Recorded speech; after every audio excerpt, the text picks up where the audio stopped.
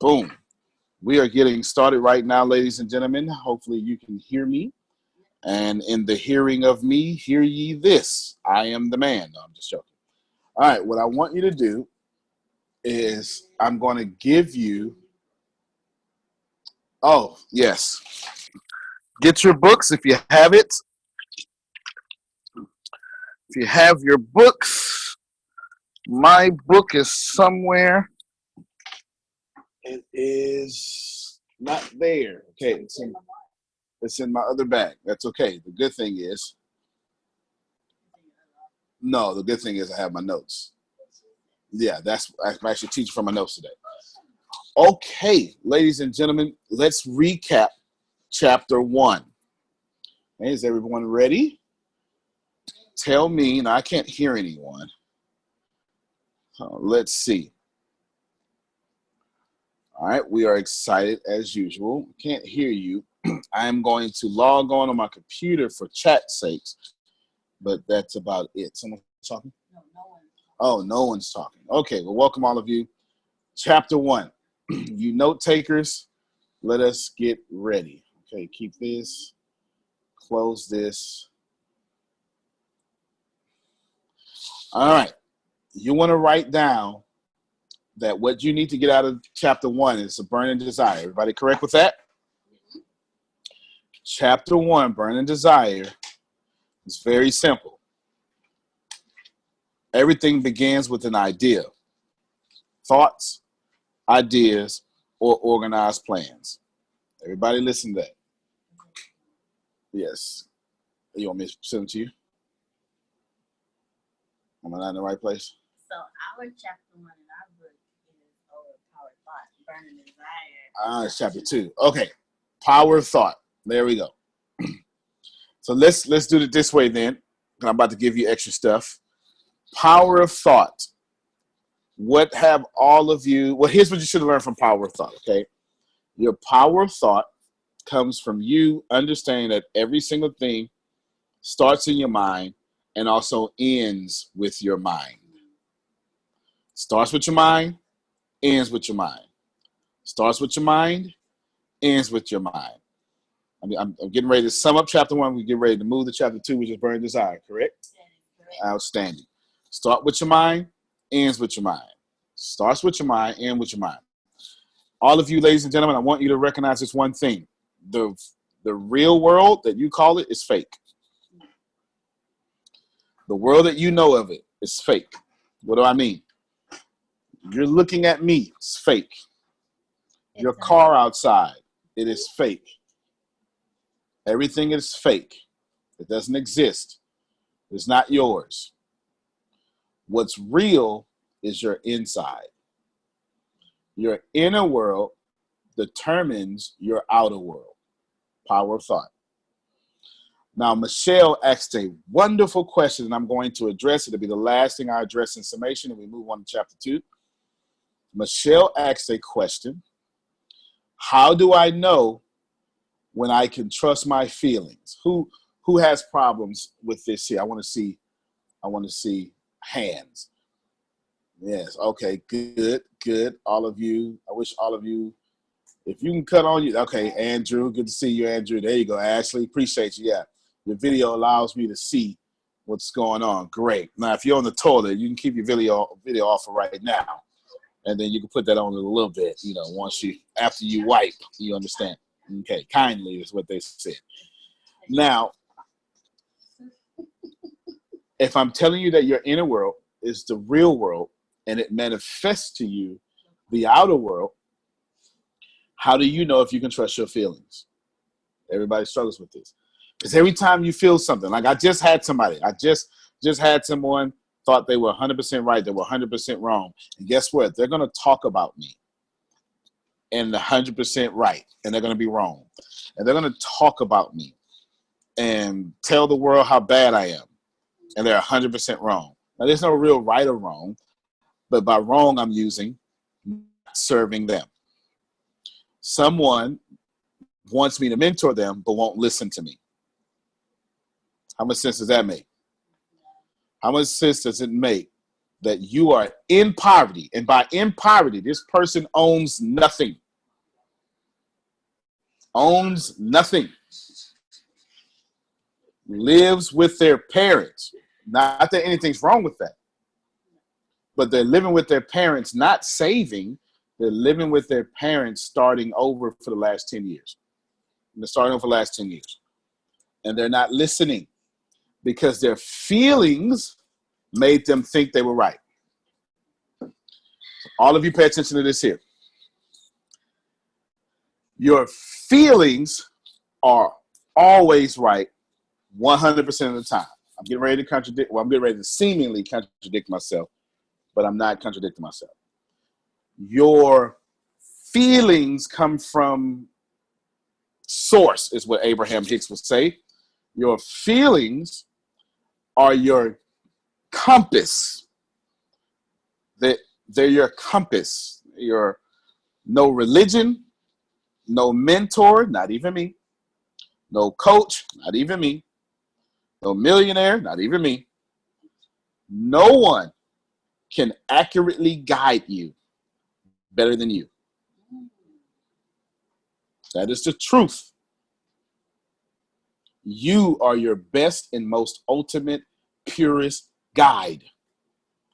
The problem is your auto-suggestion keeps messing you up. We're going to get to that in a little bit.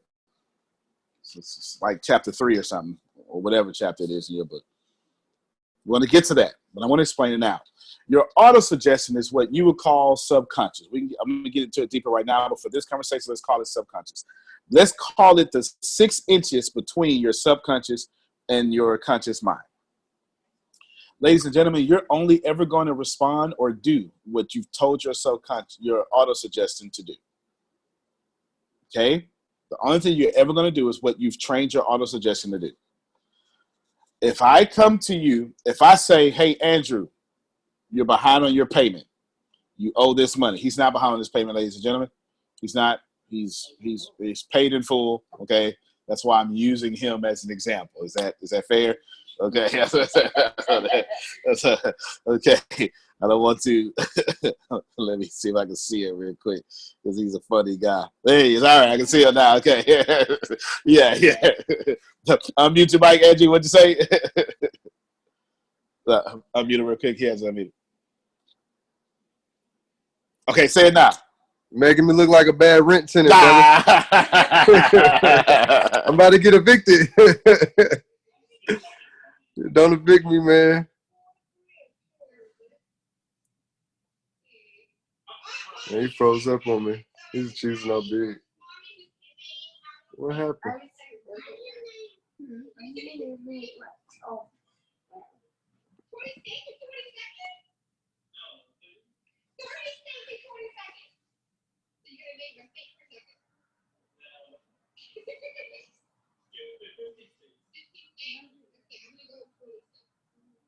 What happened? I can't hear anyone.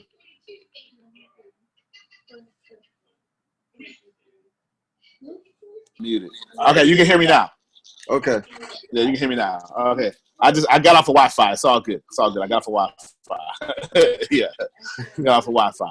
Yeah, Andrew's paid it full, so I'm using him as an example. Okay. He's totally paid it full. He's a good brother. And I know I can play with him like that. What I want to get across here, you can mute him up. What I want to get across here is if he has issues with money, when I come at him about money, he's going to respond to me how he has told his auto-suggestion to respond when people come at him about money.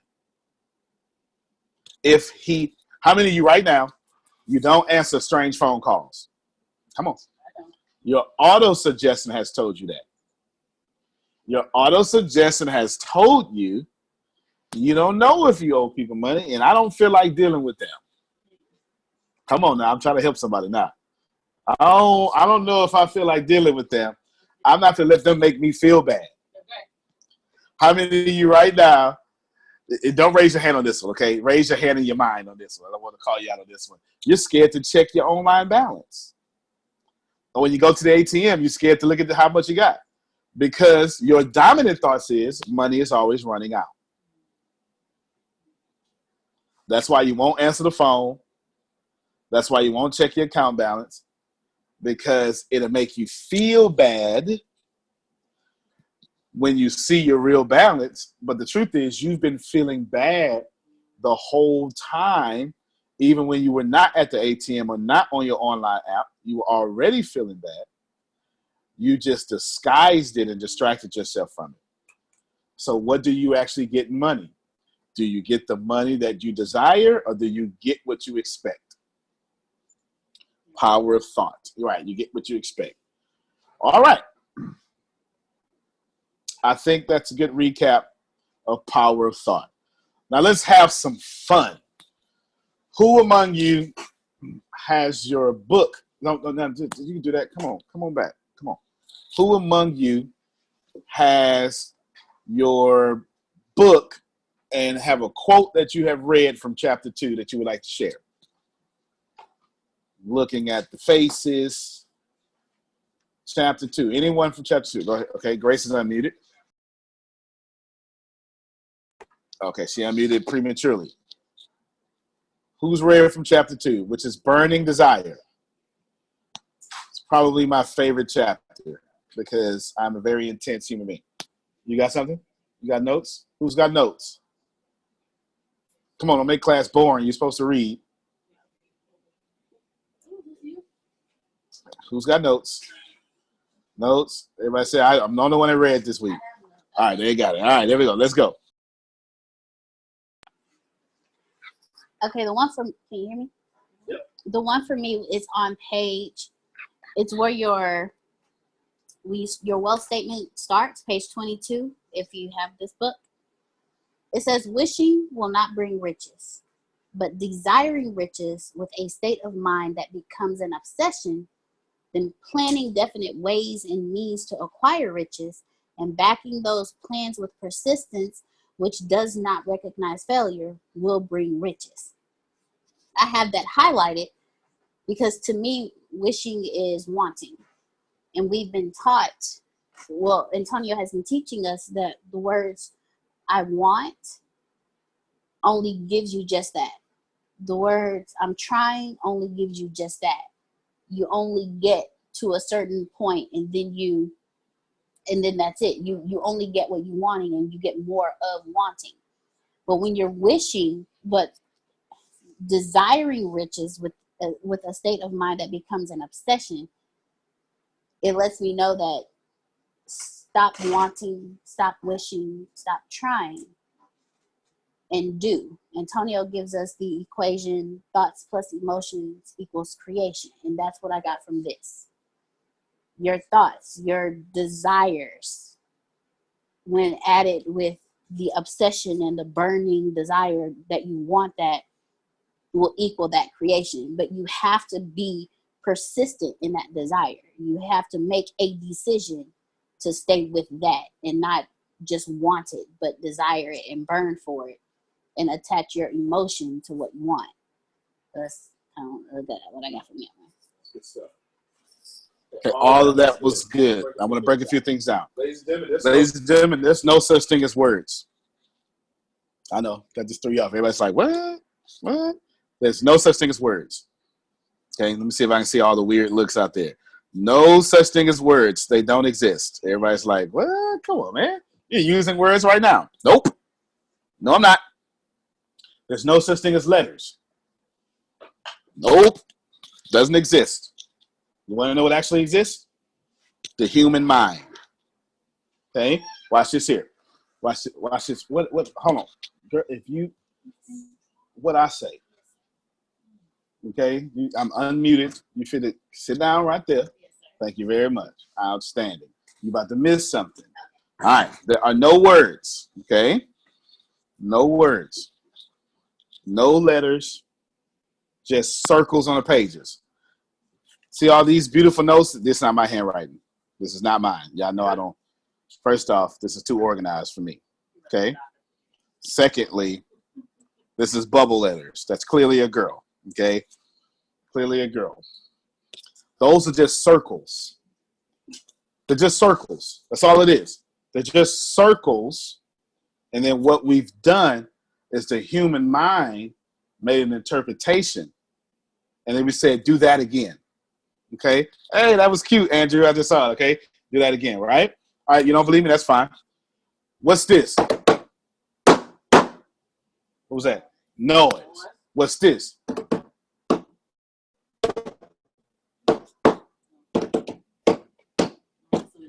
Oh, noise for the beat. Yeah, that's music now. What's the difference between noise and music? Music has a rhythmic pattern that the human mind can attach to. Where does music exist? Only in the human mind.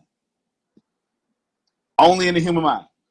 Your mind is so, I'm trying to tell you how powerful your mind is. Your mind is so powerful, I can drop you off in Belize, Turkey, Africa, and you will recognize music. You won't recognize the language, but you'll recognize that this is music. This is how powerful your brain is, okay? So when Deanna said, we got to watch our words, there are no words. What there is vibration. That's all it is. And then we make it words because we are God-like or God or source or an extension of source. It is what it is. You ain't got to like that. Those are facts. Your vocal cords are very unique to humans. They pick up the vibration. Right now, for you to hear me, the vibration from my throat is going in my vocal cords and creating language that only exists in the human mind. This microphone on my earphones is then picking up the vibration and then filtering it through other vibrations that are going through your Wi-Fi or cellular data vibrations, and then going in your eardrum with the little bitty hairs in your eardrum, and those vibrations are then interpreted into language inside your brain. Everybody follow me right now. That's insanely intense, but are you following me? Now, you said you said wishing would not bring riches. This is one you read. But desiring riches as a state of mind. Watch this here. I'm going to come to wishing. You said Antonio's been teaching us about watching our words. I've actually been teaching you about watching your vibration at all times, because your words will always reflect your vibration.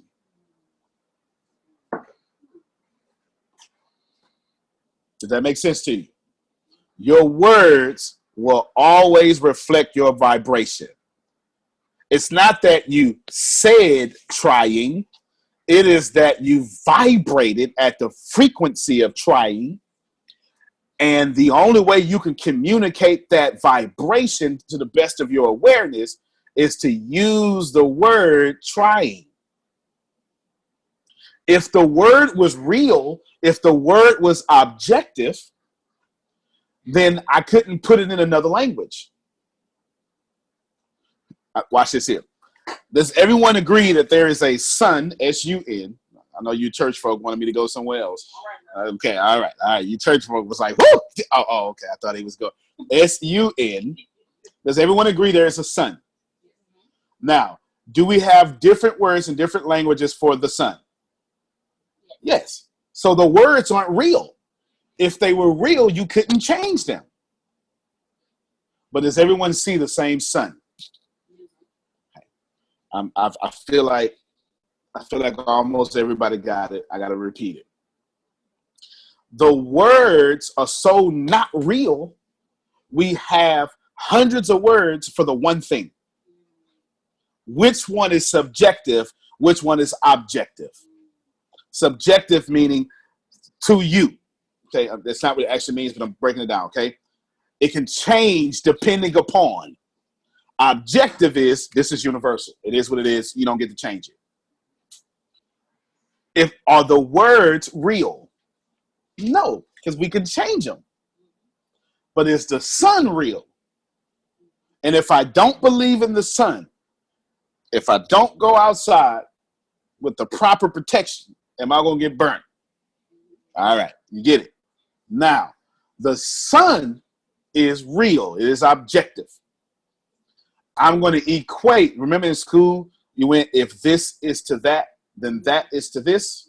I am getting ready to equate the sun with vibration, the words for sun with the words for trying.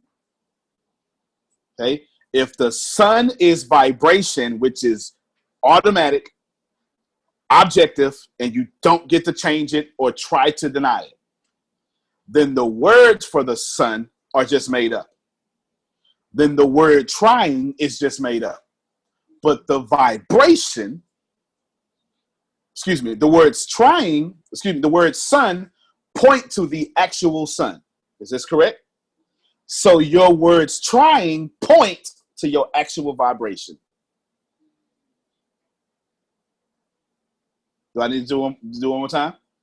The word sun or soul, I don't want to go to all the languages, but you get it. They're simply pointing to what's real, the objective thing in the sky. The word trying isn't real. It is pointing to your real vibration. And just because you think it's cool to say trying, just because you think it's cool to, oh, I just said trying, it's no big deal. Your vibration don't care. So if you say, I'm trying, the universe says, well, yes, you are. Yes, you are. What does that mean? It means, Andrew, I'm going to let you get so far. And as soon as you're about to make it, I'm going to let you fail so you can try all over again. Because that's what you asked to do. You didn't ask to succeed, Michael Tate. You didn't say, hey, I'm winning. You said, no, I'm trying to win. And so the universe says, well, yeah, you are. You're just trying to win. Thank you very much. Here's some circumstances that are going to keep you trying to win. Take them all. And what happens as soon as you get to victory, it's going to say, nope, you got to let it go now. Something bad has to happen. Okay, I know that seems like esoteric knowledge that only a few people have. But how many of you right now, you can show your hands, are stuck in that cycle close enough, but no cigar? Every time you get right there, something happens and you never cross to the other side. Watch your words. Now, let's read this quote. Wishing will not bring riches. Why would Napoleon Hill say that? Let's go to a genie. Yeah, you remain in the state. Some people say you remain in the state of wishing. Let's go to a genie. Okay, everybody familiar with genie? On The Secret, your wish is my command, right? Okay, let's go to the word genie. Let's go to the genie, the actual genie. Okay, let's go to the genie. Now, when you wish for something, do you have it? That's the doggone problem right there. Think about it. Napoleon Hill says, wishing will not bring riches because you're admitting to your vibration, I don't have it.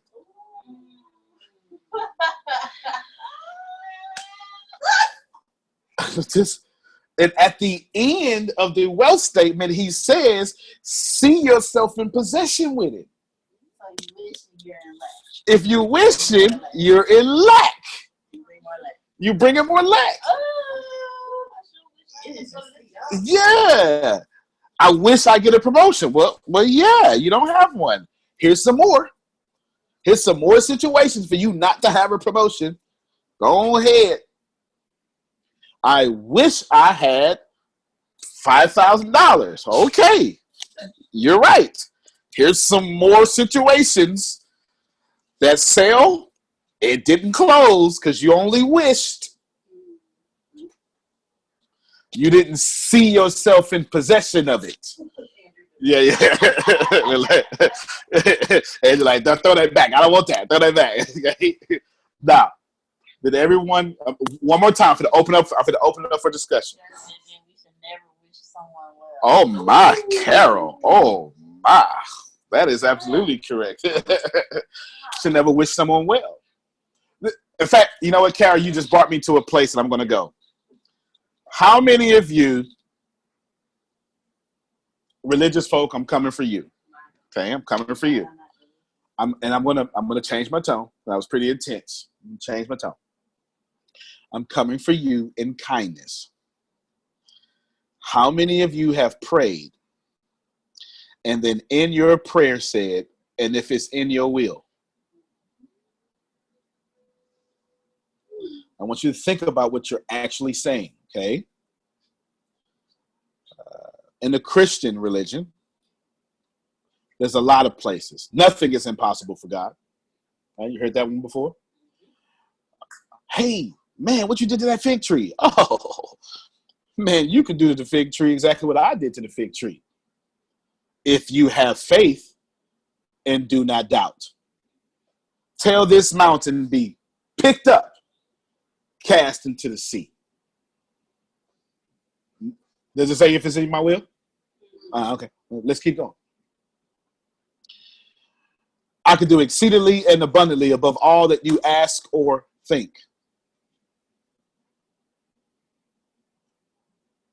If you're American. No, that's not what it say? Is it if in there? Interesting. Let's keep going.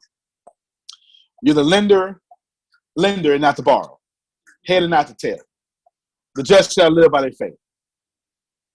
Delight yourself in the Lord, and he'll give you the desires of your heart.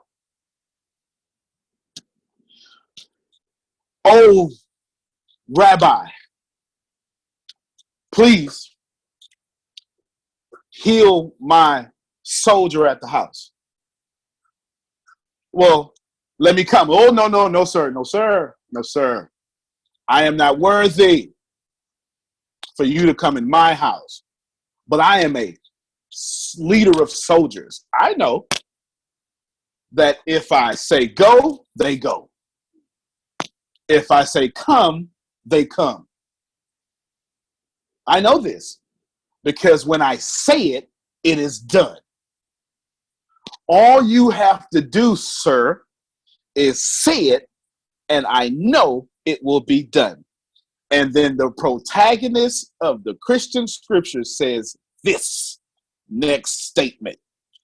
Never in all of Israel have I seen such faith. Go, for it is done.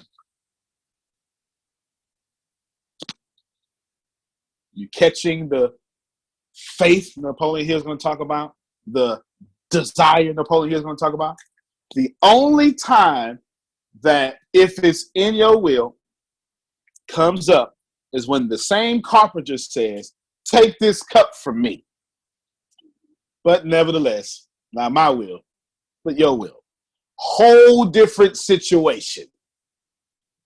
But when thou prayest, you then say all the good stuff for the healing, and you cancel it when you say, but if it's in your will. You're admitting that you don't want it to happen unless something outside of you feels like you deserve for it to happen. Am I making some sense? I'm burning some sacred cows, but am I making some sense?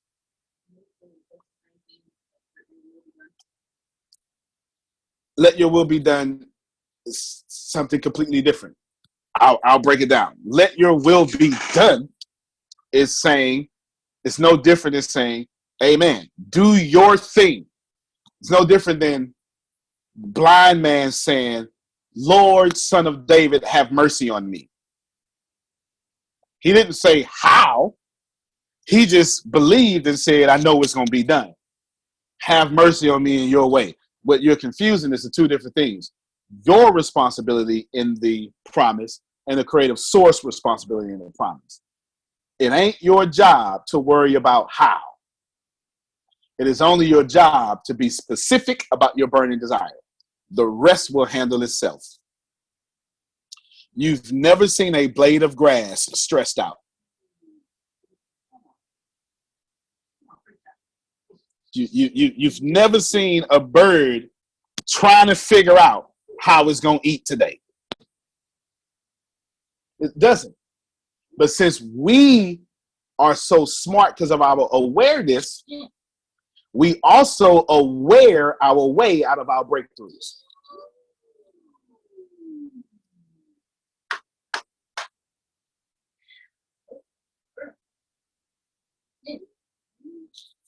Okay, you got it?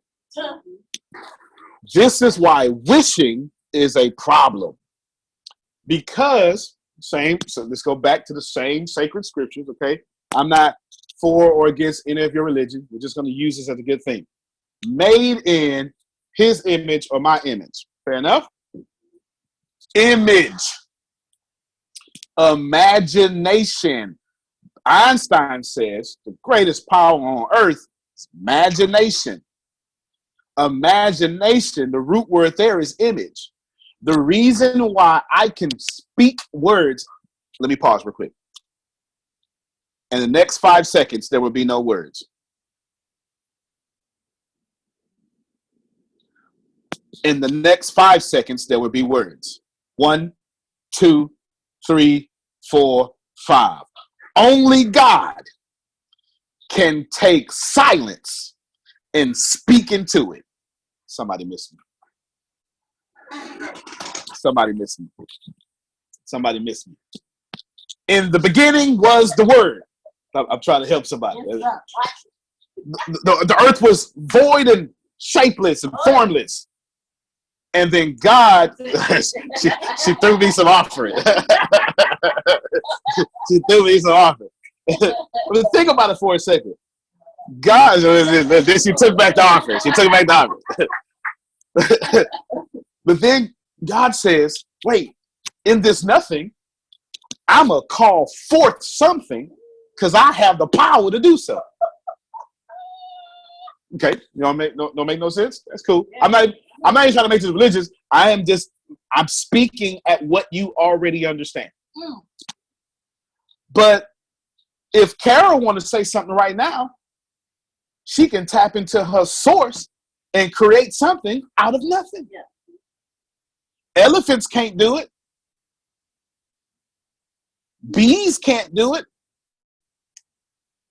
Giraffes can't do it. Only Carol and them.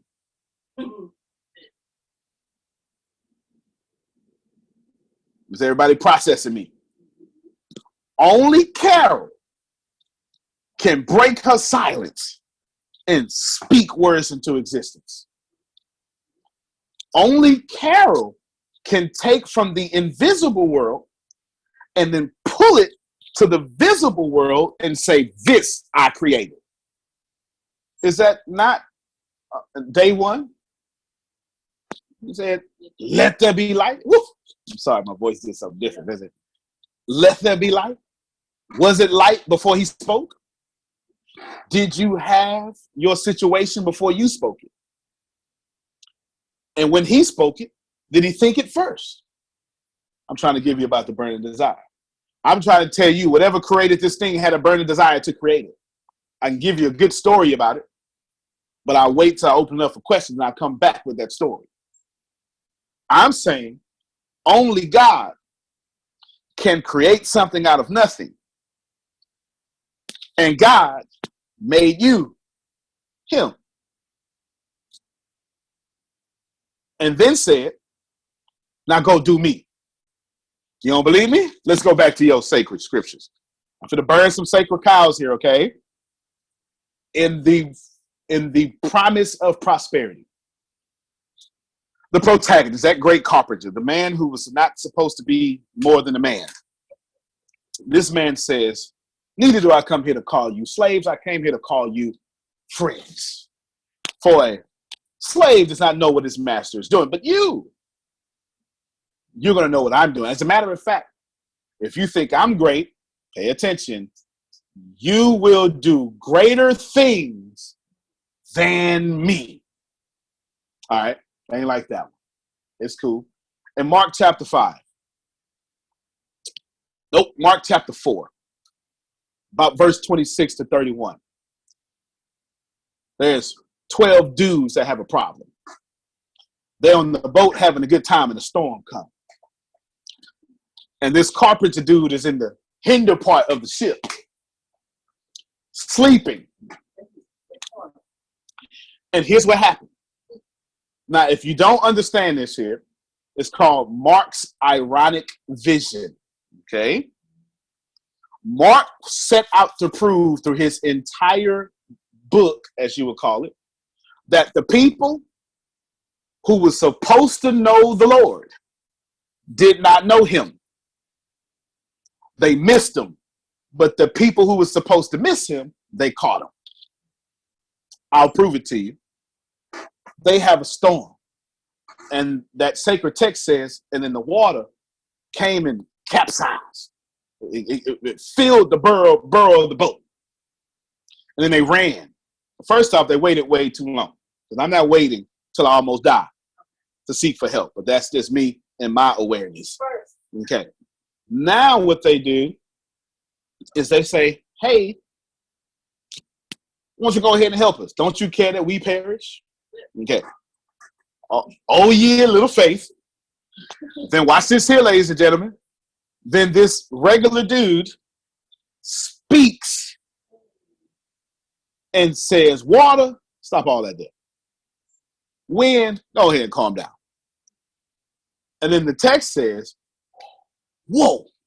The dudes say, what manner of man is this? That even the wind and the water obey him. Now, Mark was saying, ain't no man doing stuff like that. But do you remember Genesis chapter 1? Right around a few verses. God said, water move, and water moved. The only time ever that water respected voice was when God did it.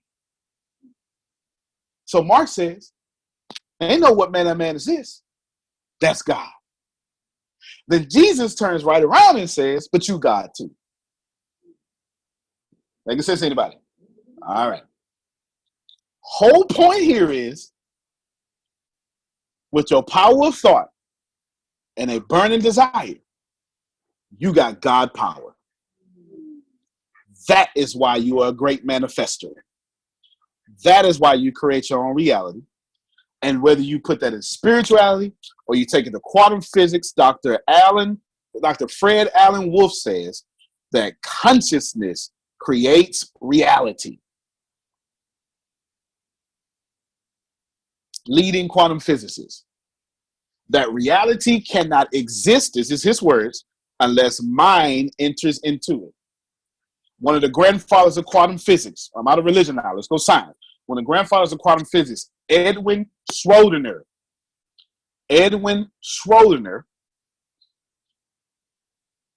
went to discover what consciousness was because he realized consciousness creates reality. In summation, we're going to open up the Q&A. The only time ever water respected. Okay, all right. You're so silly. The in summation,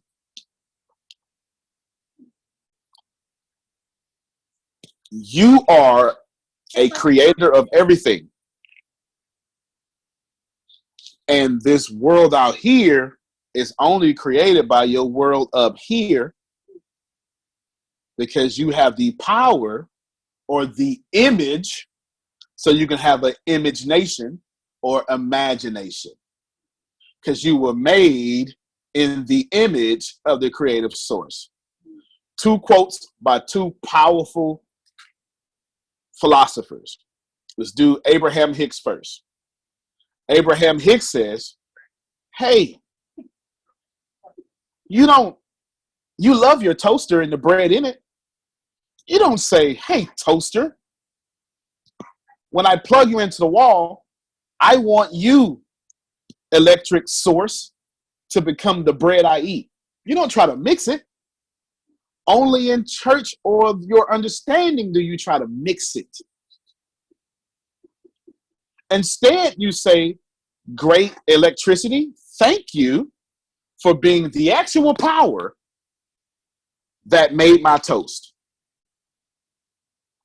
Then she says, the toaster is just the extension of the electricity, like you are the toaster, an extension of source. Last one, very short. Bob Proctor says,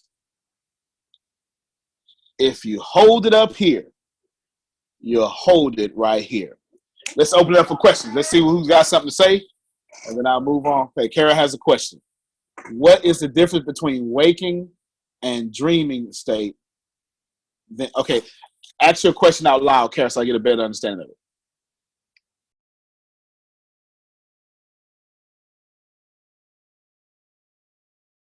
So you said everything is fake and that our imagination creates it with desire and so forth. So what's the difference between the reality of your dream state and your waking state, or is there?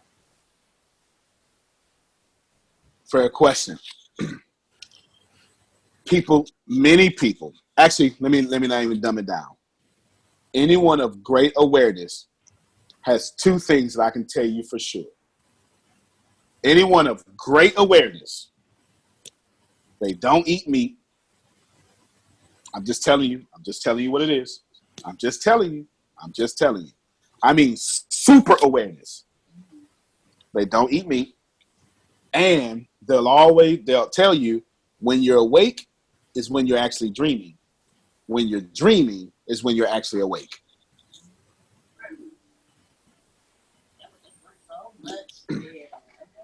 In September 2014, I was getting ready to graduate with 2015. I was getting ready to graduate with my master's, and I got arrested as a case of mistaking identity. Okay, I looked like the guy because we both dark skinned, and at the time we had short hair, right? And it was nighttime, so I fit the description. I got arrested for a felony. It's not on my record. I don't have it. I would obviously beat the case because science doesn't lie. But watch this here. It took a year to beat that case, right? Tempest knows. It took a year for them to finally, because what they kept doing was resetting my case so I could get in trouble so they could put that charge on me. Okay? That's how the system works, at least here in Texas. Okay? Now, I told the officer, ma'am, I'm in a $3,000 suit. I graduated my master's in 2 months. Do it look like I just shot somebody? No, I'm dead serious. Think about this for a second. I'm dead serious. I'm in a $3,000 suit right now. I graduated my master's. Does it really look like I just shot somebody? But of course, they didn't listen, and boom, I got arrested. Now, Carol, this is for you. The opposing forces knew that I'm too positive to mess with. Knew I got Tempest, Grace, Shannon, Bryant, Deanna, Michelle, that they ain't gonna let me, hey, it's all right, you good. But when I went to sleep, Carol, I would have dreams about losing my freedom. Watch this here. I would have dreams about how the system did me so bad and I got sentenced for life. I would have dreams every night for nearly a full year. I would have to actually drink brown liquor to make these dreams stop. It was that bad. I'm dead serious. I'm dead serious. I'm being as transparent as possible. Being dead serious. Because the force, the opposite, understood it couldn't touch me when I was awake. But it can make me dream bad dreams. So when I woke up, I would stay in that vibration. I just helped somebody. I know I did. Mm-hmm. I would stay in that vibration. Some nights, Carol, I would call Tempest at 2, 3 in the morning, and it would take until about what time? Noon. It would take until noon, Carol, to get me out this vibration. First off, thank God for good friends. Okay, this is shout out that right now. In fact, can we just clap for Tim? Real talk. It was hard. It was. Antonio, Yes, go ahead, Carol. My question is, you have mentioned before that sometimes we get caught up in things because of the vibration that we're in. Yep. So if you attracted that or that attracted you, yep, you had to be in some sort of vibration before you even got mixed in it. That's the best question you've asked so far. It's the best question asked of all. I was not in that vibration. I was in a vibration so high that in order for me to experience where I was going, I would become a millionaire, maybe, I don't know. I think when the case got dismissed, the next month I became a millionaire. I think it was something like that. That got to be about right. I got arrested September 2015. It got dismissed in September 2016. Come October, it was over. That's about right. I was vibrating, Carol, at $1 million and a prosperous life so I could do what I wanted. But what The Secret left out of its movie is once you invoke the law of attraction, you automatically invoke the law of opposites. Uh-huh. Okay. I wouldn't be able to appreciate my life right now. Okay. I would have got cocky and said, look what I did. Gotcha.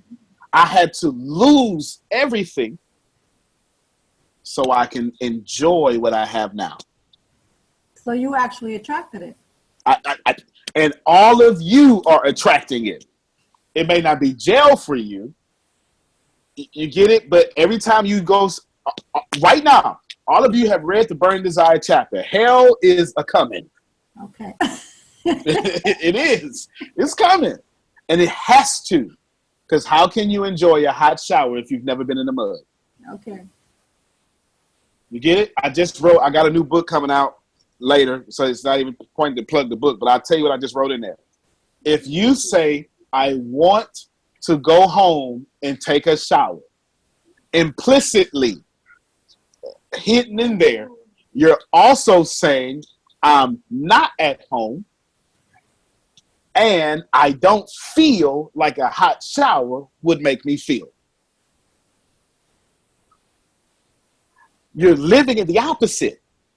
But in order to enjoy what you desire, you must endure the opposite. So when they say I'm knee deep in, yep, it's okay. That's right. Napoleon Hill says every failure comes with the equivalent opportunity for success. You cannot have massive success without first walking through a massive failure. Okay. It's not going to happen, ladies and gentlemen. And if you think so, if you confuse it, if you get weak, you will quit in the failure and never get to the burning desire. Okay, let me see. We never lose our demons. We only live. Yep, he's right. The ancient one. Yep. How would we know we are light? Yeah, okay, if we never emerge from the darkness. Fair enough. Go ahead, Grace. Is this why when you see so many, can you hear me? Yes. Okay. Is this why if you ever watch documentaries of basketball players who lived in the hood, and so LeBron James, for example, and they talk about how poor they were and how they kept going, and the way seemed dark, but I kept going, and then I made it. Yep. Okay. Yeah, but watch it though. They don't just make it; they overmake it. Yeah. Because they were in under poverty. LeBron James has the equivalent of success that he also has is equivalent of poverty. Napoleon Hill says that every failure, the problem with opportunity is that it comes disguised as failure. George S. Clason in Richest Man in Babylon says, opportunity is not kind to the procrastinator.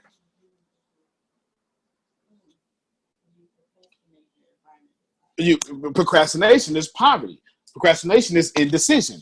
Napoleon Hill says you can't have anything without making a decision. So if you don't make a decision, the universe says, yeah, don't make a decision. Here's more things to keep you confused or to keep you in fear. Take them all. Your wish is my command. Your wish is my command. That's how I have it on the movie. Right? Okay, you get it?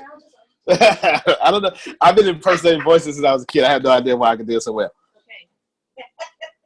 But are you following this conversation? It is a complex conversation, but it seems like everybody is following it.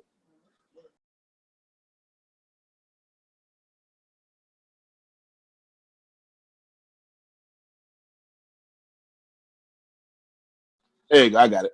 When I go to the screen on the phone, it automatically meets me. Okay. All right. Let's get another question. Who has a question?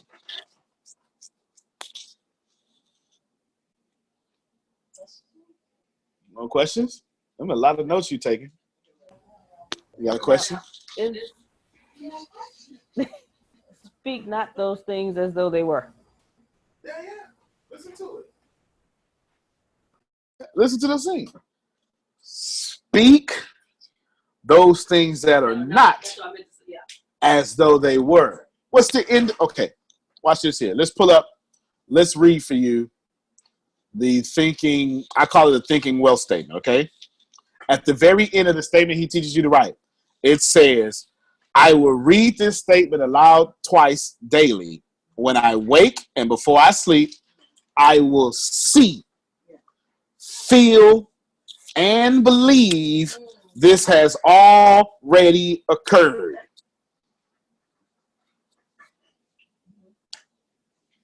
You get it? So when you speak those things that are not as though they were, you're thinking and growing rich. That's it. Or you're using your manifestation power. Or you're being Jesus in the boat. Or you're being Schrodinger's cat in the box. Any school of thought, take one, whichever one that you're willing to die for, they all say the same thing. Faith must happen in your head first blindly. And you have to see it so much that it happens to be seen in your hand. Let's go quantum physics real quick. I'm looking for Michael Tate. Okay. Michael Tate, I'm going to talk to you now. I have no idea why. He's got a question. I had no idea he had a question. What are your thoughts on spiritual bath rituals? I have no negative thoughts on spiritual bath rituals. Let me tell you why. I have no negative thoughts on Islam. I have no negative thoughts on spiritual baths, no negative thoughts on Christianity. No negative thoughts on Hindu. No negative thoughts on Sikhism, Mormonism, none of them. You know why? Because there aren't words. Words don't exist, right? Neither does spiritual baths. We made it up, correct? But what you have is decades, and in some situations, millennia. A millennia worth of energy going in that direction. Matter is simply energy collected over time. E equals MC squared. That matter is simply energy times the speed of light. You take away the energy, matter will lose weight. You take enough energy away, then matter will break down. You take more than that away, then that matter comes something completely different. The equivalent to what I told y'all yesterday. If you burn a 300-foot oak tree, Michael Tate, that oak tree is mostly empty because it's energy. It's mostly energy. You won't get a 300-foot pile of ashes. You get 300 feet, a 20-foot pound of ashes. The rest was energy. But since it released, it went off into the ash somewhere. Let's go back to spiritual baths. I respect it because there's a lot of great people putting a lot of positive energy on it. It just don't belong in my life because I don't do it. That is not to say something's wrong with it. I've mastered the law of allowing. I am perfectly fine letting BJ be BJ. I don't have to control BJ for me to get along with him. And neither do I have to have an opinion about spiritual baths, rituals, when it's not even something that's in my reality. I'm perfectly okay with it. This is what I'm okay with Muhammad. I am okay with Jesus. There are a lot of people who have died pushing great energy to these names. Even if I wanted to resist it, which would be stupid in this, whatever you resist persists. It's so much energy in the name of Jesus, I ain't stopping it. They've been putting energy there before I got here. Energy in Muhammad before I got here. Am I lying? In Sikhism, they had 10 gurus, and the 11th one is the writings of all 10 gurus. I always mess up the name, so I just call it the 11 living guru. It's so much energy there. Sikh is the 6th largest religion in the world, and oldest religion in the world. Not largest, but oldest. It is so much energy in this book. I can talk about all I want to. They still gonna pray. That book's still gonna exist. I want you all to understand. That was a great question. I don't have to resist anything. Resisting something is my burning desire. If you resist, you took your burning desire off your dreams and put it on something you hate. Now, what are you going to get according to power of thought and burning desire? More of what you have your thought and your desire on. Every time y'all argue with people, you forfeit a dream. Write that down. Every time you resist something, you forfeit a dream. I am for food for every child. I am not against child hunger. My actions, and I'm one of the people, me and Tempest have been adopting children for how long? Since 2013. What's the company we use? Compassion. Me and Tempest use Compassionate International to adopt kids from India, Africa, and I'm always adopting, no offense, non-white kids. They're always something brown, tan, something. Stuff I don't even understand. Bangladesh, all that stuff. We do what we can. We are for sending $12 a month or whatever it is, $25 a month. It's something. We're for. We still do it. I mean, it still comes out of my account. Right. Yeah. It still comes out of my account. Yeah. We're for these kids. And I think we got 4. We got 4 kids now. We're for these 4 kids going through 5-year-old to graduation of high school and whatever it is there. I'm not so much against it. I'm writing blogs about it and not sending my money. Any more questions?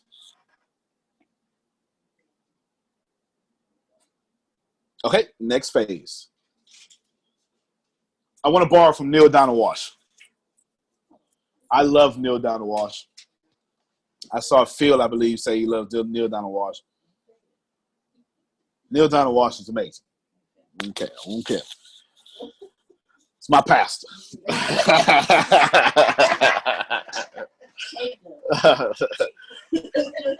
Neil Donald Walsh says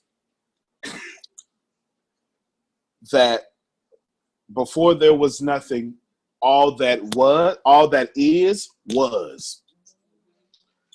And says it wanted to experience itself, but it couldn't, because all there was itself. All right, this is about to get very esoteric. Few people know this. Very up there. Yes, all there is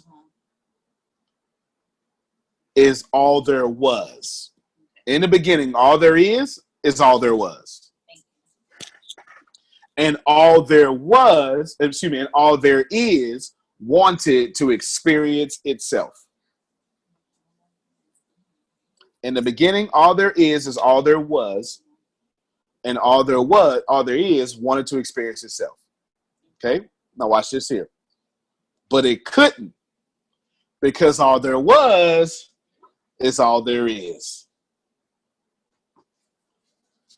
So it looked out and said, I want something to experience myself, but there was nothing out.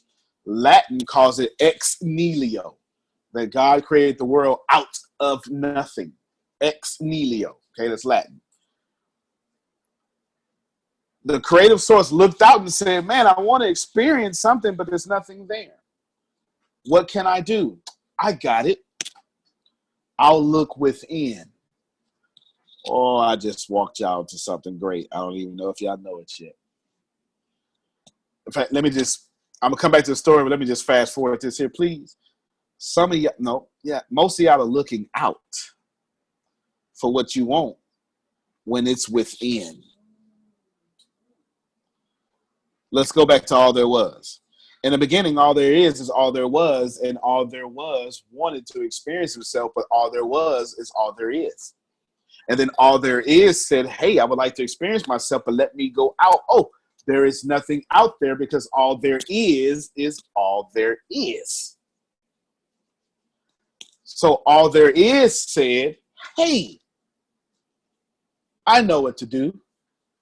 Let me go within, and then I'll find life. And then all there is went within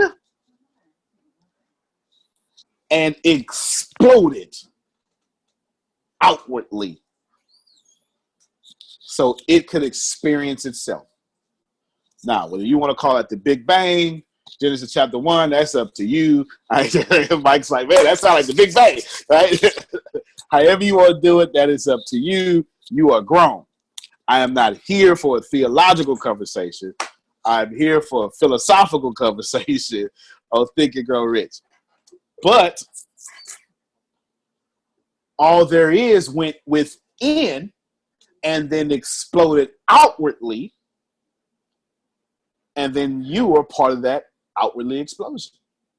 Quantum physics calls it entanglement. Quantum physics says since the world was this big, it's like this big, the whole galaxy. You see my little hand there, like the little hole right there.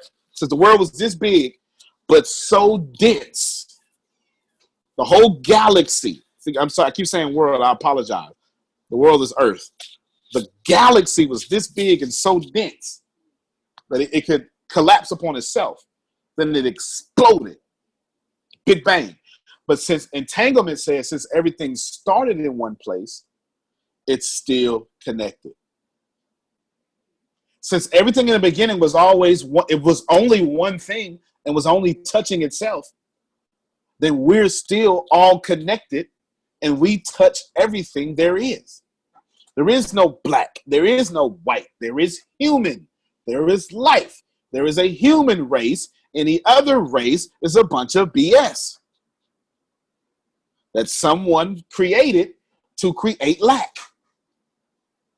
That's science. There's not a single scientist that would disagree with that. Not a single one. Maybe one in a deep South red city. Maybe one of them. But other than that, even red scientists will not disagree with that. Okay. Now, entanglement. We're all connected. Is everybody following that we're all connected? All right. We're all connected. Now watch this here. In the all connectedness, there's a scripture in that carpenter's book. Whatever you do unto the least of these, my brethren, you do also unto me. Why? Because we're all connected. Those 12 dudes again was saying, hey, man. Actually, at this time, it's 11. It's 11 dudes. It's 11 because one of them. Yeah, one of them went on the tree, you know what I'm saying, and hung himself. So it's 11 of them. Those 11 dudes was like, hey, sir. Well, they still connected. Okay. Hey, what you mean we left you hungry? Oh, man. Well, you did it. Well, you did it to the guy that was hungry and to the woman that had no clothes. James says, the book of James, you don't just tell them. He literally says this. He literally says what I'm about to say next.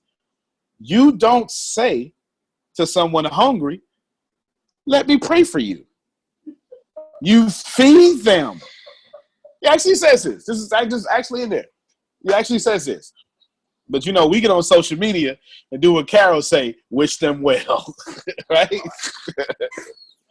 Okay, we're all connected. Because in the beginning, all there was is all there is. And all there is wanted to experience itself, but it looked out and saw nothing. So it looked within. Final thoughts, I'll open back up for Q&A. If what I said is true, if the creative source looked within for the solution of all its problems and then made you like it of the same substance, then why are you looking without to solve your problems? Let's talk about it. Who's got something to add or a question to ask? Brian had a question. Is segregation and racism? Yes. Segregation and racism is forfeiting dreams. Well, racism is forfeiting dreams. Segregation is not. Let's wait a moment for this, okay? There's a difference between segregation and racism. Polish, Mexicans, Italians, any culture on earth, they all live in communities.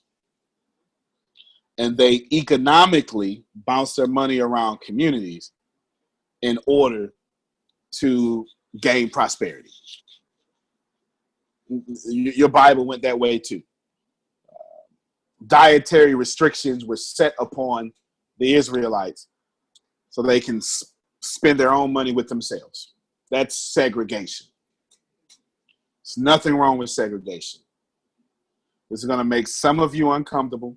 The next thing I'm about to say, there would be a sacred cow burnt. I'm only answering the question. It becomes racism when you won't let black people do it. I said it was going to burn some sacred cows, okay? Every other culture can, but in the society, there's a Chinatown, there's a town for every town. There's no black town. It's not designed that way, okay? The system won't allow such things because of the slave codes that happened in 1835. That if you have so many, well, you started with the doctrine of exclusion first, that blacks are excluded from the fruit of white labor. Then it went to the slave codes, etc. Not to make you uncomfortable, but just breaking down his question for you. Segregation is simply, let's come together and do group economics. Racism is that stuff I said that made you uncomfortable. Newton has a law. Forget your Bible. Forget your religion. Forget your common sense. Newton's third law of motion says every action has an opposite and equal reaction. So you can keep all your theology, philosophy, but we all know to be true that if you hit a pole at 70 miles per hour, that pole is then going to return the favor and hit you at 70 miles per hour. Okay, well, you know what? Let's not say poles. Clap your hands. And if you clap them hard enough, it's going to sting. Because when you put the two together at a certain miles per hour, the two hands hit you back with what you brought them with. It's Newton's third law of motion. Oprah, now we like Oprah, don't we? All right, I don't think anybody hates Oprah. Oprah says she lives her life by the third law of motion. She treats people well, so the opposite and equal reaction will be well. That makes sense, don't it? Now, answering his question, if racism doesn't allow you to treat people well, at some point, the rooster will come back to crow. It's science. Next question.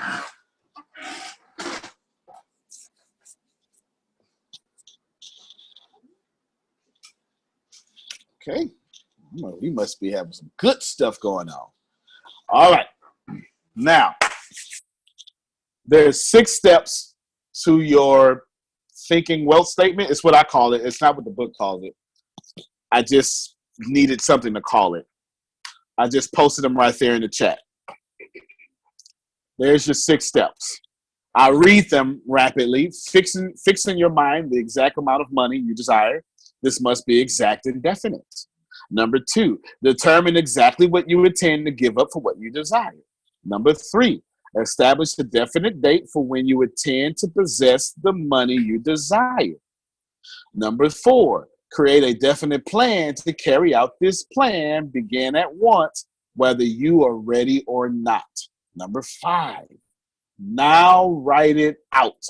Write the amount of money you intend to require and the time limit in which you intend to achieve it. State what you intend to give in return for your money and describe clearly the plan in which you intend to accumulate it. And finally, read your written statement aloud twice daily. Read it once before retiring at night and when you arise in the morning. As you read, see, feel, and believe yourself already in possession of money. Everybody got it? Now, would you like a bonus? All right, here we go. In chapter 3, we're going to talk about faith. I'm going to give you a lesson on faith right now. This is not the faith that you are accustomed to. If there's anyone who doesn't want to hear about faith, nod your head or something. I am scrolling through, and we will see. If you hear what I am about to say, I am about to shift your life. Let's talk about faith. Ladies and gentlemen, it takes zero faith. Write that down. It takes zero faith to win.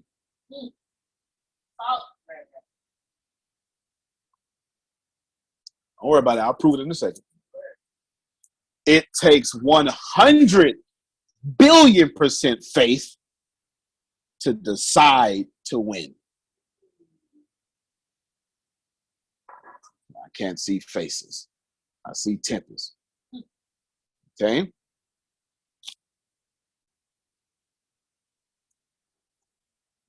It takes, okay, I got you. It takes 0% faith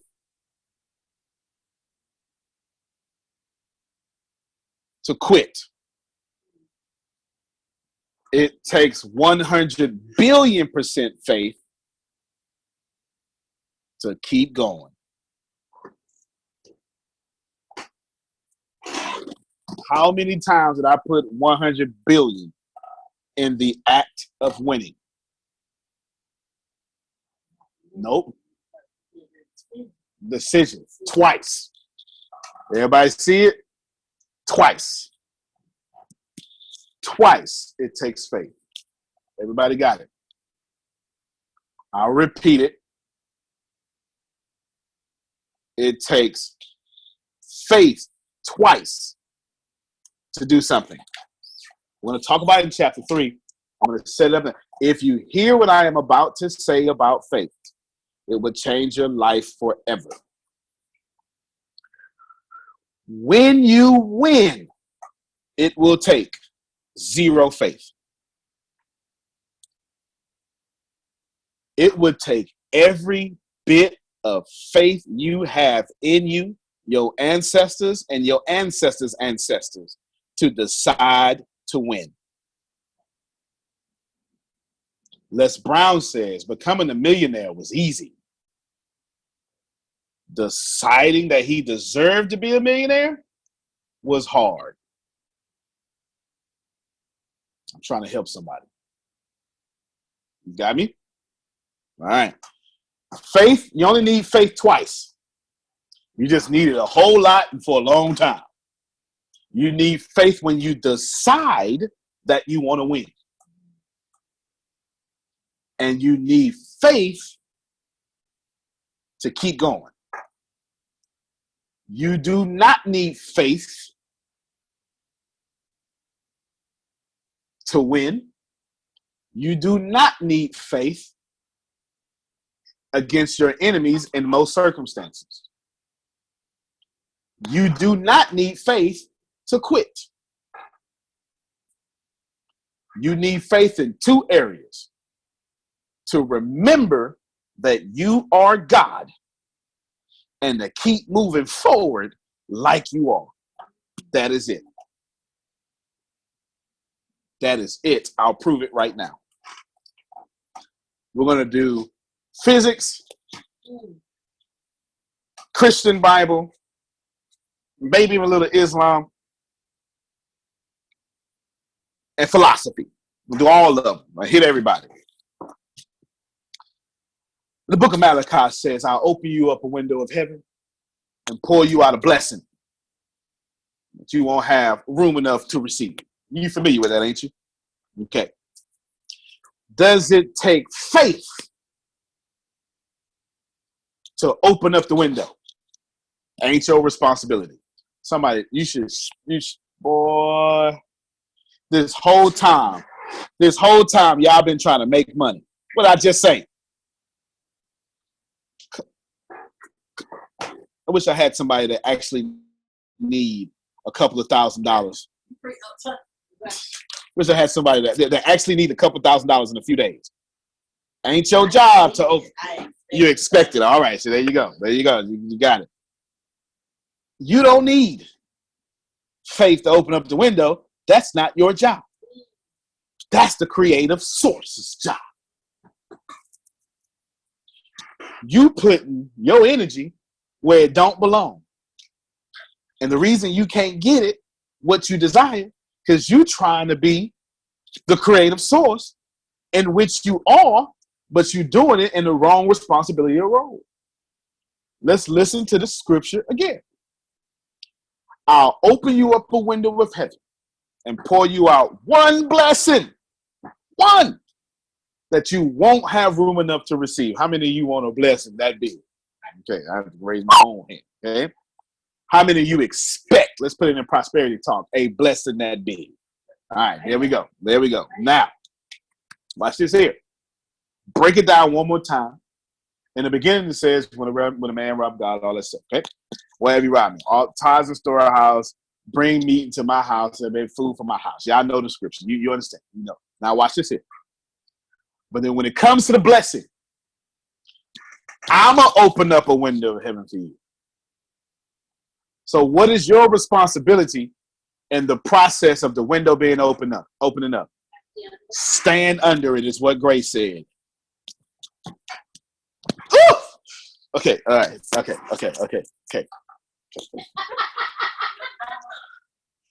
Let me tell you why that makes me so happy. Yeah, let me see this fan. Let me get my church fan out. There you go. Fan me. Fan me with the church fan. Fan me with the church fan. All right. Fan me with the church fan. Let me tell you why that makes me so happy. Because it made prosperity simple. If it ain't raining, go find the rain. I'm trying to make this make sense to you. Please know these people were farmers. When the sky opened up, prosperity came down. This ain't no metaphor. He's talking about some serious rain and some serious harvest. Now, why am I with my broke little friends in drought places when Jerome done told me there's water over there? Napoleon Hill says, I think it's in step 3, determine what you willing to give up for your burning desire. Some of y'all won't give up your dusty friends.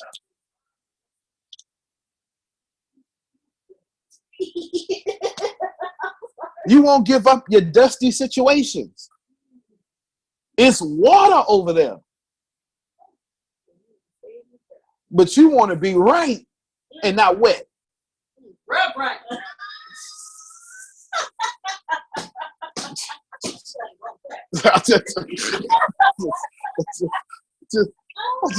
You understand what I'm saying? This Think and Grow Rich. I am trying to get you in Think and Grow Rich mode. Okay? Think and Grow Rich mode says you don't need faith everywhere. You just need it in 2 good places. Deciding to go under the window. Right, we're going to keep this in context of finding the window with the water. That's all we're going to do. Decide you deserve the doggone window. But you know what we do? My mama ain't love me, so how they going to love me? I'm finna get real personal now. You know what? Black folk don't get the window. Only white people get the window. I'm entitled to the window. I'm going to protect the window. I'm not going to let nobody in the window, especially those folk.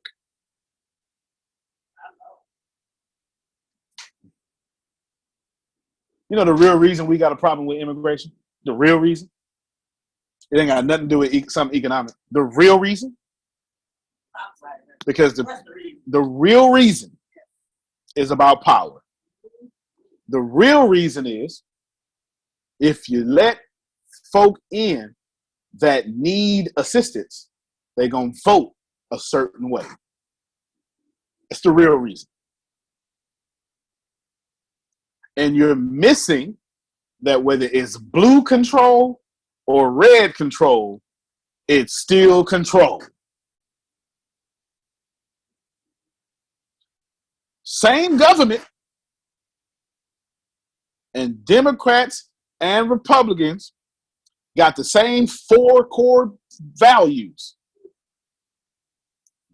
We then squibble and squabble over what you call non-essentials, things that don't matter. Things that don't matter.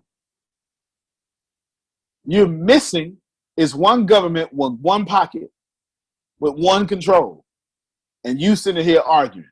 Why am I bringing this up? Am I trying to be mean? No. I'm trying to tell you, as long as you arguing over politics, you're not fighting for prosperity. I just told you earlier that every time you put your mind into some sort of negative argument, you forfeit a dream. Napoleon Hill says, use your power of thought. Be specific and have a definite purpose of it. And then have a burning desire. Now, how many of you been in an argument and all you wanted to do was prove your point? That's a burning desire, ladies and gentlemen. And you forfeited your dreams the whole time you was right. Timber say, you heard what I said, though. You forfeited your dreams the whole time. Every time you get on social media and beat up some Democrat or beat up some Republican, you've given up a dream. I am convinced the poorest place in the world is Facebook, viral Facebook comments. I was on a post this morning about how babies got to hear for the first time. And it was so beautiful. And then I said, wow, man, let me just see all these beautiful comments. And wouldn't you believe? It was folk had a problem with babies hearing for the first time. All them folk forfeited their dreams. They burnt at a desire so much they had to type. The more they type in negativity is the more they saying, dreams, here you go. I don't want you. You know another way you give up your dreams? I see everybody ain't gonna like this one. I'm telling y'all. Let me tell y'all something. I'm finna keep it real. Okay. Now I run this university. If you don't vibrate correctly, if you always negative, I will kick you out. Let me get all up in your face. Let me tell you something. Kick you out. Because Andrew trying to be something. People come up missing from this prosperous university all the time. I ain't playing. I will kick you out. I did it today. I did it last week. Where's such and such? I don't even know. I do know. I just ain't telling you. I'm just not finna forfeit my dreams gossiping with you. You understand? Now, I brought that up to say you gonna be right or you gonna be rich. It's up to you. But every time you burn at a desire to argue with someone else, you forfeit a dream. I don't care if it's your spouse.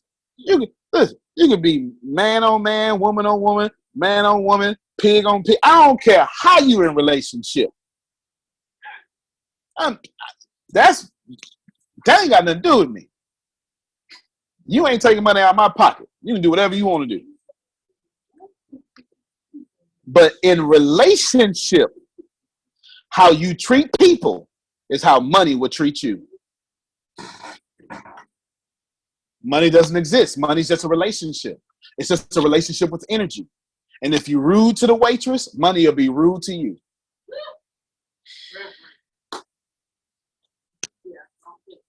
I'm telling you straight up. So what you have to do is you process in your mind that you're going to have faith to say, I deserve this window. Everybody follow me so far? Now, when it's time to receive the blessings, if you under the window, it don't take no faith. You in overflow. Come on now. Y'all know it don't take no faith to be in overflow. It don't take no faith to be in overflow. You start spending for real. Like, come on, I'm going to swipe this card. I ain't worried about it. You know what I'm saying? Go ahead, Walmart lady. I know it's there. I ain't worried about you. Come on now. You understand. You understand. Oh, let me buy this book. I feel like I'm going to get this book because you know your money. Takes no faith. Takes no faith when you're doing well. No faith. Let me tell you something. I make so much money now, I got to pray differently. I have to pray differently. Well, when you're poor, you have a good prayer life. I don't know why y'all be shocked at stuff I say. I do this on stage in front of C-level executive. It don't matter. Less than seen it. Owner doesn't see it. I do me all the day long. I really do. Okay, I really do. I change it not. Okay, my faithfulness. Okay, when you were poor, when I was poor, I prayed for everything. Ooh, Lord, let me find the stapler. I can't find it. Please give it to me. Ooh, Lord, please let me do this. Come on, who know what I'm talking about? You know what I'm talking about. Let me do this. Please, please, please give me the job here. Please give me this. Please, please, please, please, please. But then when you do well, you stop praying, don't you? Come on.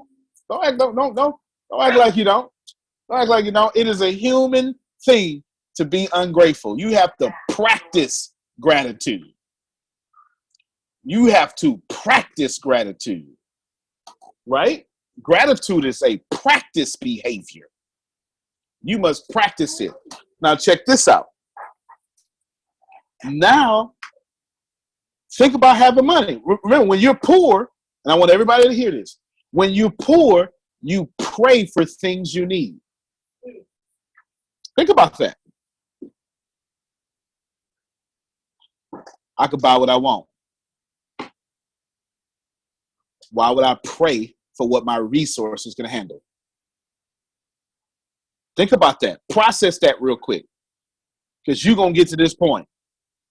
That's a problem. You have to go in, and I had to change my whole prayer life. Please don't let me get beside myself. I'm trying to help somebody. Please don't let me be the one you bless that start cursing others.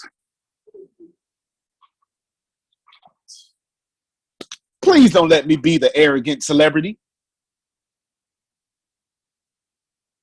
Can I please answer Jerome call when he called? Can you make sure I do that? Can you make sure I talk the law when he texts me? Can I show love to Andrew when he called? Can I stay the same around my team? Please. That's how I pray now. You get it? Now, so it takes no faith to be under the window. You there. It's overflow. It takes character to stay under that window. Because you don't get to stay there forever because you're hogging the window. Your job is to go out and share the prosperity from the window to those who don't have prosperity. If you have an orange tree and you is prosperous, the way this universe is set up, if you try to eat all those oranges, you will die. You cannot consume prosperity. You can't. Watch this here. This is the universe way. If you try to eat 1,000 oranges, you will die. It's probably, you probably look it up. Orange toxicity. I know there's a carrot. I'm serious. There's a guy that died from drinking carrots. Orange, that's pretty acidic. It will turn your homeostasis, your blood acidic, and give you ulcers, and then you will bleed out slowly. It just will. Now, that's what people try to do. They try to get their wealth and then eat it all. The universe ain't set up that way. Then what they try to do, they get the orange tree, and they say things like, I'm not sharing this orange tree. And guess what happened? By the time they look up, all the oranges and rotted on them. So you can't save prosperity either. Well, I'm talking today. You can't eat prosperity. You can't eat it all. Why do you think I got the business university? I give you my prosperity. I give you my sales scripts. Because if I hold on to it, snatch, it's over. Get that back to me. If I go out and say, oh, I ain't sharing this at all, it's going to rot on me. So then we get clever. You know what we do? We get real clever and we create laws around what's free. You know it don't make no sense that you got to go to Walmart to buy free stuff. I need you to understand that oranges come out the ground for free. This is how big it is thing. I'm just telling you straight up. Oranges and grapes come out the ground at no charge. It don't make no sense that you buying stuff that come out the ground for free. But that's just the way the system works. Now watch this here. Then this is what we do with prosperity. We say, I got here first. I'm going to limit this tree. What we're going to do is only the people I like can get to this tree. Friend of mine, Shannon Clark, says that we want God to save the people we like. I'm going to quote you forever on that one. I promise you I am. That was so real. Then this is what we do. We limit it by creating laws. If that don't work, then we say, you know what? As long as you look like us, you can get to this tree. I ain't even talking about race. I'm just saying men can get to this tree. Or then we'll go even crazier. Tell you what, you need a permit to get to these apples. Going on down the courthouse. I ain't lying. Try to start a business in the city. Going on down the courthouse. Going on down there. Get your permit. Cost a fee. And then go ahead and come on back. And then if you pass all that, we'll give you one orange. Well, we're not gonna have you. We don't give you access to the tree. We're gonna pull you the one you applied for. You didn't apply for the tree. You applied for that orange right there on 3719 Winnie Street. That's the orange you applied for, sir. This orange. There you go. Look how good we are to you. That's what we did. All right. Then we do even crazier stuff with prosperity. We say, you know what? The tree going too fast. We don't need no new immigrants in our trees. No. No more. If you didn't get here when we got here, it's over. No more trees. No more. Now, although that was entertaining, if you treat prosperity that way, you're going to lose it. Period. Then you get the motivational speaker and you be upselling oranges. All right, look, I got this orange right here. But if you want the real orange, if you want the big ones up there, that'll be $15,000. Come on with me and get these oranges over here. You understand? You got to afford them, though. But I love you. I believe you can make it. I believe you can make it, though. That's it. And I give him my little tagline, and I collect money in the back for everybody who actually paid. That's every motivational speaker in the world. Okay. that unless you can't, we're not gonna say that. Now, so it doesn't take faith. It doesn't take faith to receive prosperity. I've already proved to you it takes faith to believe you deserve that window. That's where you exercise faith. Now watch this one here. Then, Daniel, when you're going on out there, you're all happy, and your family say, you know that's not going to work, right? Come on, I wish I had somebody. You know enemies don't bother you. I don't know why y'all think enemies are y'all problem. Enemies don't even have access to you. It's Cousin Pete. It's kinfolk. Kinfolk the one that don't want you making it. Because you done broke the kinfolk agreement. Kinfolk, we was cool. Why you gotta go be better? I liked it when I was better than you. I'm serious. I've seen mothers hate daughters for actually living their dreams.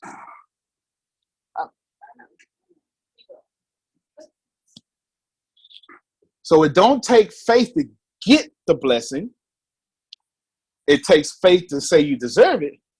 And then it takes faith to keep going. When them dream killers show up, ladies and gentlemen, and they will show up, that's when you're going to have to exercise faith. Now, you're going to be so full, you're going to be like, woo-wee. When it first happens, you're going to need no faith. It's when you convince yourself it's smarter to quit. You've lost everything. Let me put you there. Let me put you there. I just lost my house trying to go get my PhD. My car repossessed. Actually, let me put you in a real example. I'm going to put you in a real example. A real example. 2011, I enrolled in the school for the first time. As a grown man, as a freshman. Lost my car paying for college. Myself. Went got me a cash car. Cash car had no back windows. It was busted. Cost, I think, $800 I bought it for. I wouldn't get the back window fixed, so I wouldn't be driving down I-45 in Houston. If you don't know, it's just a road you never want to get caught on, ever, in Houston. Ever. 59, 290, just I-10. You know what? Just stay out of Houston. Just stay. Tipper say we full. Tipper says Houston is full. Stay out, okay? So I spent $1,200 on the back window. Now I can't afford the semester. Now I gotta go borrow to afford the semester. Now I'm double broke because now I got negative. Now in order to get gas, I gotta go into the ATM and go in overdraft. And I start living a lifestyle. As long as I'm $300 in overdraft, I'm straight. My check gonna cover it, and then I go back in overdraft again and keep going. Now I know somebody know what the struggle that I'm talking about. This is a real struggle, and it is common. When you say things like, long as I'm $300 overdraft, I'm straight. When they get the $4, it's a little hard to. But guess what? They got the $4. Had to go get me a title loan. We know them set up, ain't they? Them title loans them ain't even right. Them not even right. I pay off the title loan. Now it's sophomore year. Now I got problems at home. You coming home late. Your class is too late. The kids ain't going to sleep at the right time. You going to school 60 miles away. And you got to drive 60 miles back. That's 120 miles a day.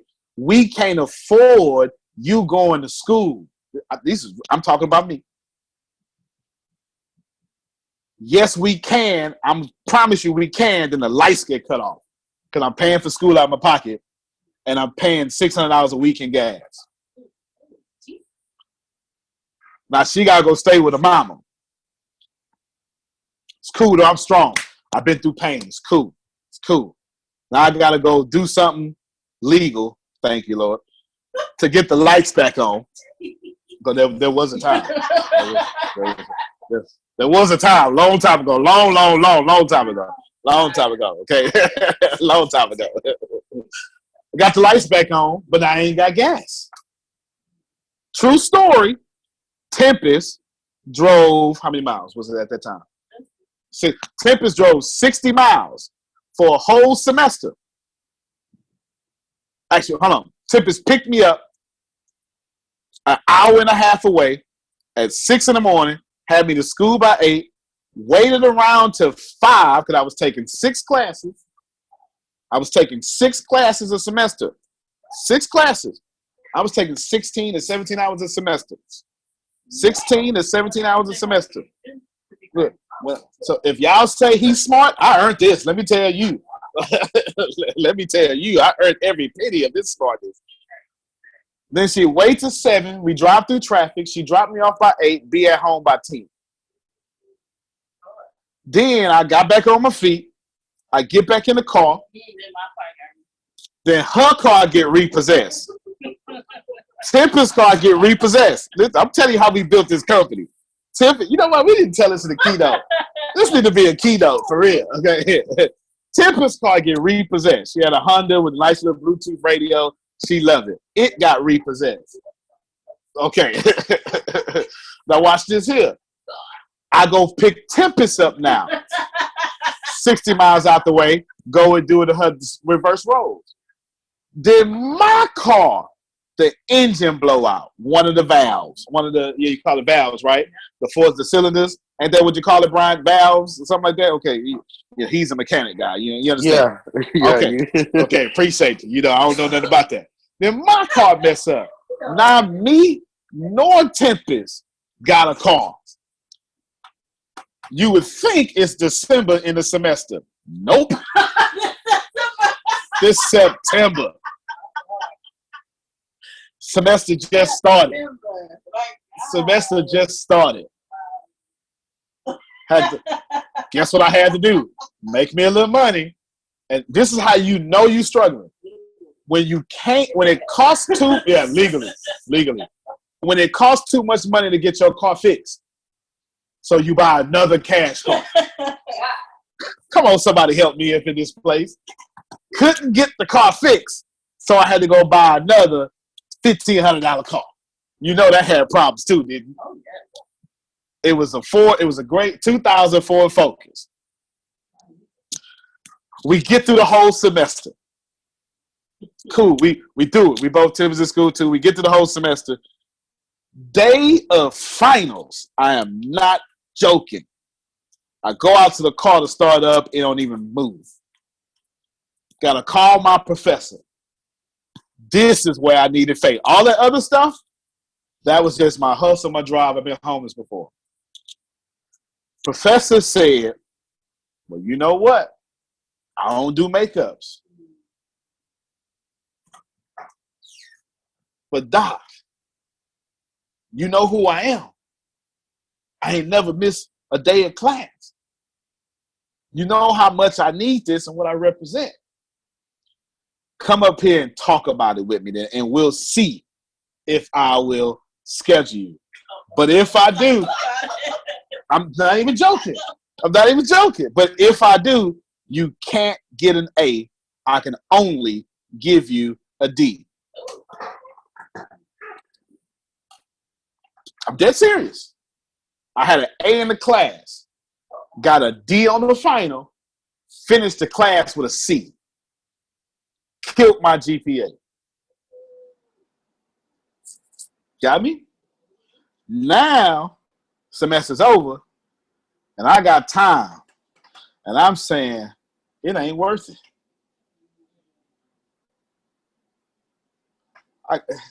Going back to school, getting me divorced, getting all sorts. Come on now, I wish I had somebody really chasing your dreams and all this stuff happened. That's when I needed faith again. when it made more sense to quit than to keep going. That's when you need faith the second time, ladies and gentlemen. Not when it get hard. I was doing an internship with Lakewood Church, Joel Osteen. 40 hours a week I had to be there. 16 hours a semester, 40 hours a week for a whole 2 years. I was running on fumes, man. I don't even know how I got here. I don't know how I'm here today. And it made much more sense for me to just throw in the towel and go be some provider at Little Caesars. It would have been respectable. Putting my family first. But I had a burning desire to go get my degree. And I had been reading Think and Grow Rich for years now, and I understood where I was. I understood that I was on the battlefield, and I had not burnt my ships. So I burnt them. And at the risk of everything, my relationship, everything. Let me tell you something.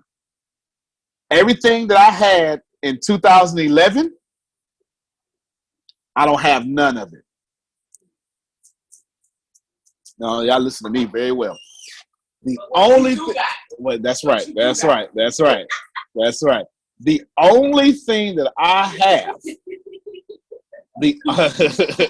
she's right. Shannon's right. The only thing I have from my journey is a story and my kids. I lost everything. But you know why I lost everything? Because everything couldn't vibrate where I'm at now.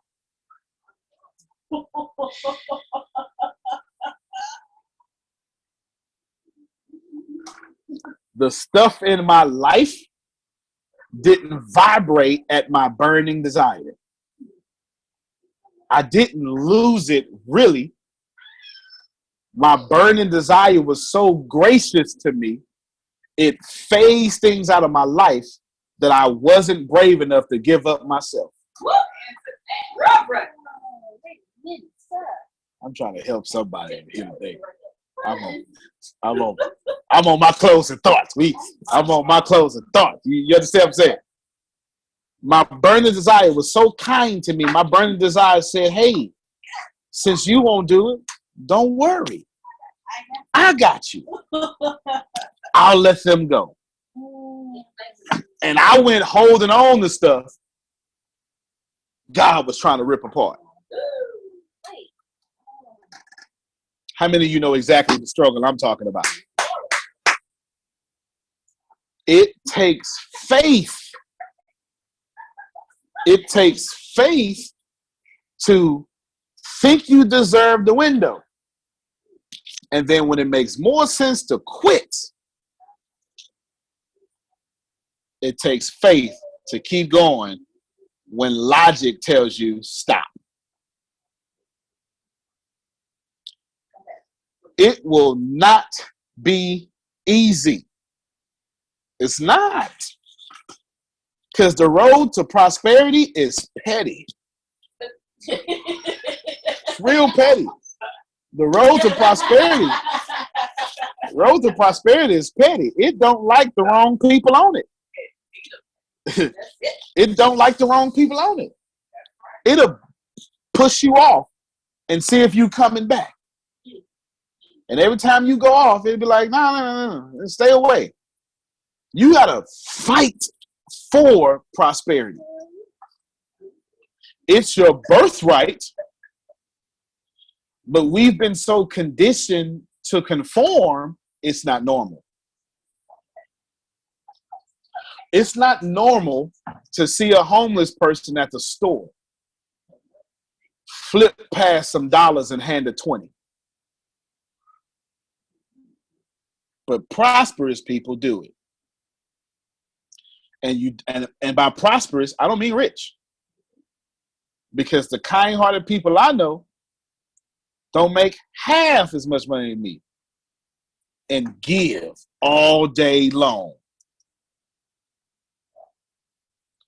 I know poor folk, well, not poor. I know middle class, hardworking, $35,000 a year folk. They give more in tithes than millionaires. I've seen a millionaire. No, excuse me. I've seen a judge in Galveston get his car washed and don't leave a tip. And I saw old women that I know, old women I'm talking about with them heels that's not really heels. They're about this big, and they're kind of long. They call it kitten heels. Okay, I didn't even know that. I just learned something new. They ain't got no. They got peppermints in their purse. Baby, you're doing a good job. Here's a $20 tip. You know what kind of what I'm talking about? That fixed income, peppermints, but always leaving big tips. And they never got to worry about nothing.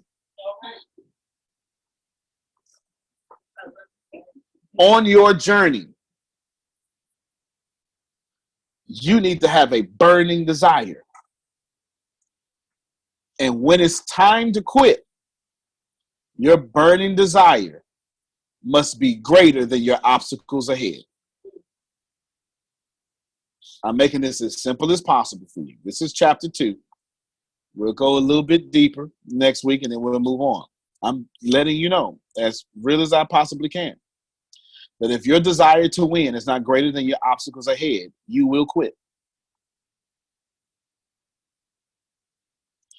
And according to Napoleon Hill, you only quit 3 feet from goal. Ladies and gentlemen, every time you've ever quit, you forfeited a dream. Every time you've ever burned a desire to argue with someone, you forfeited a dream. Every time you didn't block someone that alters your mood, you forfeited a dream. Sometimes you got to unfollow people in real life. Not just on social media. In real life. So I challenge you. You need to get a real burning desire. One that you are willing to die for. If you're, I'm going to rub some of you wrong here, burning some sacred cows. If your dream is to start a business and you're still working your job, you're wrong.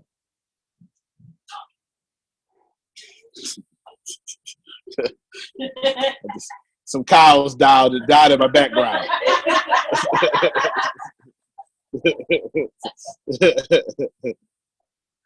You must let it go.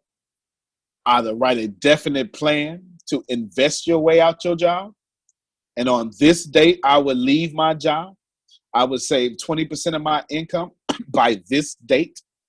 And then I will go full-time with my job. Or you're going to have a backup plan. And hear me well.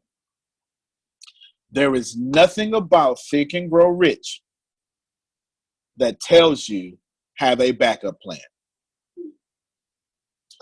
It says fix your mind on something definite, get on the battlefield and burn the ships. It didn't say burn all of them but one.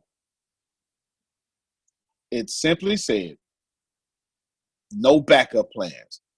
Denzel Washington says it best. Ease is the enemy of progress. The easier you want it, the less progress you'll pull out forward. I challenge you for the rest of this week, write this challenge down. I will die for my burning desire.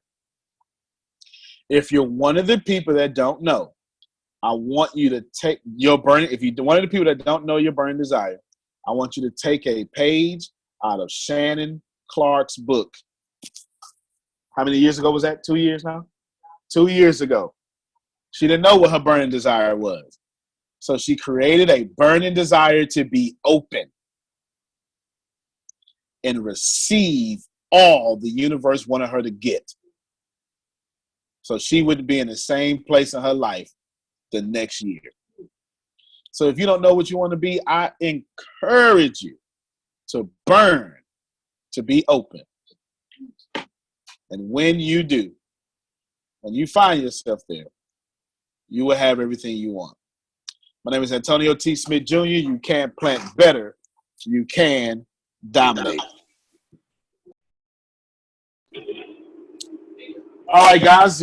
Everybody's unmuted. You can say bye and stuff. Appreciate you. Good to see all of you. Bye. Good night. Good night, everybody. Good night. You rock. Bye-bye. Awesome. Like I'm on Zoom.